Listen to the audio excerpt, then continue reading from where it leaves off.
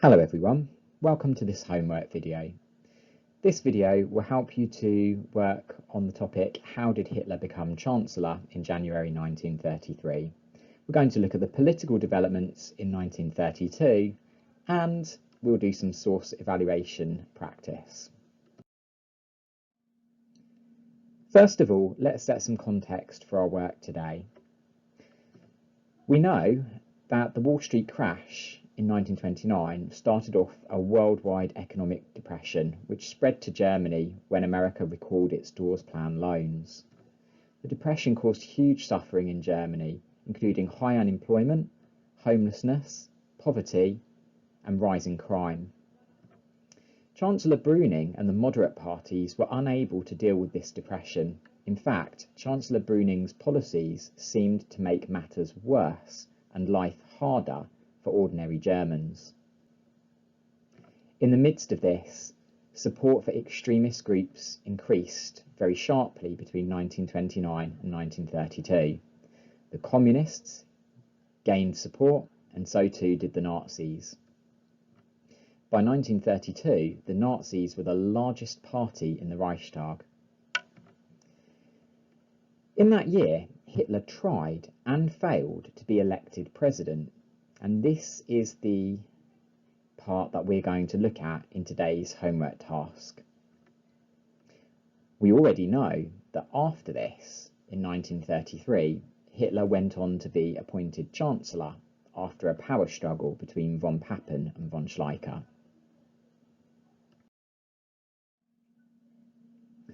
So the first thing I want you to do is to find information 4.1 in your workbook, and you're going to read about the political developments in 1932. Now, here's the big picture. There was a presidential election in March 1932, but there was no overall winner. So the election had to be rerun, and that happened in April 1932. This time around, Hindenburg won and was re-elected as president. The following month, Brüning's government collapsed and Brüning resigned. Now what you need to do at this point is to pause the video and have a really good read of that information before we go any further.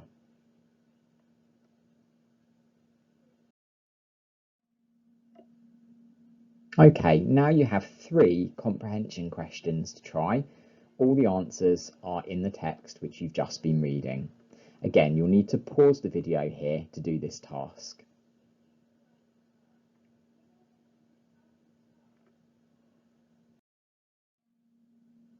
Okay, let's mark our answers.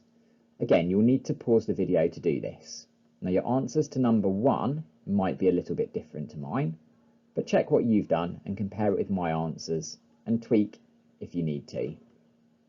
When you're finished marking, hit play again.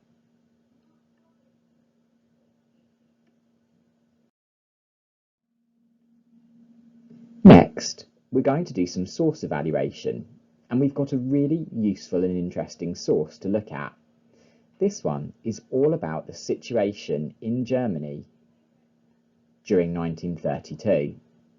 It comes from a British journalist, and he was living in Germany at the time.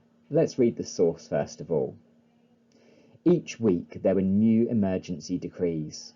Brüning's weary voice issued commands and was not obeyed. Berlin was in a state of civil war. Hate exploded out of nowhere, at street corners, in restaurants, cinemas, at midnight in the middle of the afternoon. Knives were whipped out, blows were dealt with spiked rings, chair legs or leaded clubs. Bullets slashed the advertisements. In the middle of a crowded street, a young man would be attacked, thrashed and left bleeding on the pavement. Brüning is weak, they said. What these swine need is a man with hair on his chest. People said that the Nazis would be in power by Christmas. So the first step is that we are going to look at the content. We're going to draw some inferences from the source about the situation in 1932. In fact, you already have 3 inferences. All you need to do is to select a quote from the source to support each inference. and I want you to copy the quotes into your workbook. Pause now, and then when you've done this, hit play to continue.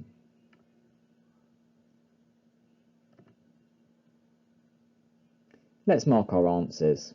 These are the quotes that I chose. You might have chosen something different. Compare your answers with mine. Next, we're going to prove that this source is reliable. We're going to do it by putting forward some facts of our own to prove the information in the source is correct. So I want you to pause and work on task 2 now. I want you to think of 2 specific facts of your own to prove that the source is correct. When you're ready, hit play and we'll move forward. So I'm going to show you what I did now. Your answers may be different, but here's what I came up with. This first part of the source talks about new emergency decrees being issued every week. And from my own knowledge, I know that's correct because Bruning's government used Article 48 66 times in 1932. Later on in the source, it talks about some of the violence which was happening during the 1932 election campaigns. And I know from my own knowledge that 100 people were killed in street fighting during that campaign. So by adding my own knowledge, I've managed to prove that the source is reliable. The next step is to look at the provenance of the source. So I want you to pause the video here and fill in what do you know about the nature, origin, audience and purpose. When you're ready, hit play again. Okay, let's look at some answers. This source is probably a memoir, perhaps published as a book, but I don't think it's a newspaper report because he's writing it much later after the events. And newspapers usually report yesterday's news. It comes from a British journalist. Now, he lived in Germany in 1932 and he's writing this memoir in 1945. As it's probably a memoir, then it's probably destined for a public audience. He's sharing his memories. And let's think about the purpose. Well, it's probably to inform or to document his experiences. He's not writing to persuade, for example. Okay, last step. I want you to put everything we've done together, and I want you to think about how the provenance of the source affects its usefulness for an inquiry into the situation in 1932. What that means is, I want you to pick 1 or 2 aspects of the provenance and say whether they make the source more or less useful for investigating the situation in 1932. Again, I'll ask you to have a go at that now and pause the video, hit play when you're ready to move forward. Let's compare some answers here. Again, you may have come up with different points. Here are my suggestions. He was actually there in Berlin and saw the situation for himself, so his description is probably accurate. He was a journalist, so he's probably educated and very aware of the political situation.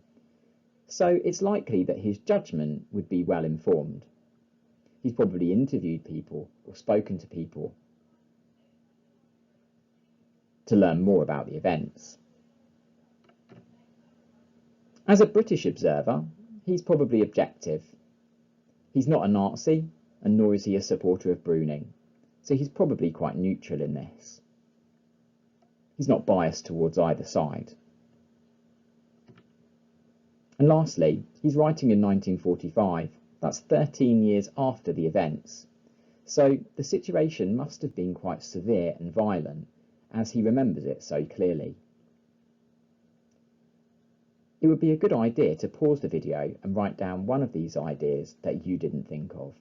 When you've done that, you're finished. Well done on your homework.